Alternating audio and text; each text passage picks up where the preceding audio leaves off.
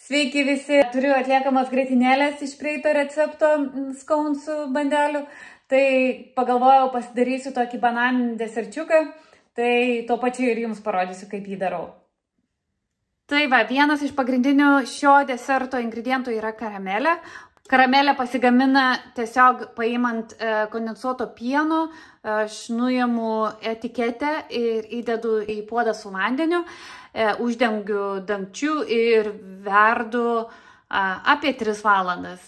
Išvirus karameliai leidžiu jai visiškai ataušti ir tik tada atidarau.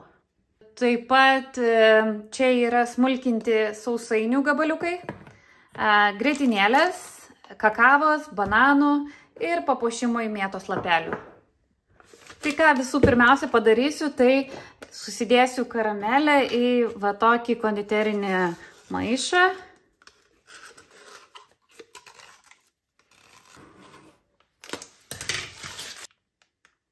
Tai va, ir karamelė paruošta. Pasirašiau va tokius plastikinius indelius, į kuriuos pirmą dėsiu trupintus sausainius. Tai va, įdėjau 1,5 šaukšto smulkintų sausainių, dabar dėsiu karamelę. Tai tiesiog, jeigu neturite tokio konditerinio maišo, galite karamelę dėti tiesiog su šaukštu. Prieš tai šaukštą pamirkykite karštam vandenyje, bus lengviau išimti karamelę iš skardinės. Dabar dėsiu bananus. Dedant bananus tiesiog pastumsiu karamelę, kad ji išsilygintų.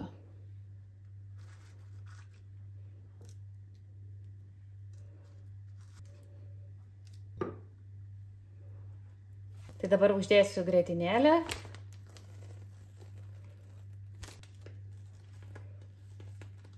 Na ir jeigu, aišku, vėlgi neturit konditerinio maišo, tai visą tai galite padaryti tiesiog su šaukštu. Užbarstysiu kakavos.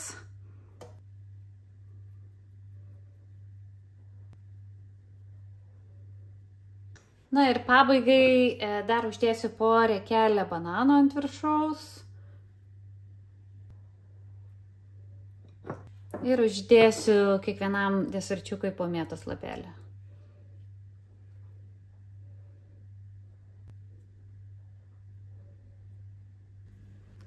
Štai va, kokie greiti ir super skanus bananiniai deserčiukai. Na tai ką, kas beliko, tai tik paragauti deserčiukų. Renkantis tokius plastikinius permatomus indelius, jie labai gražiai atrodys ant šventinio stalo. Arba taip pat galite naudoti kokias stiklinės taurės arba paprastas tiesiog geriamas stiklinės. Tai ką, ragauji.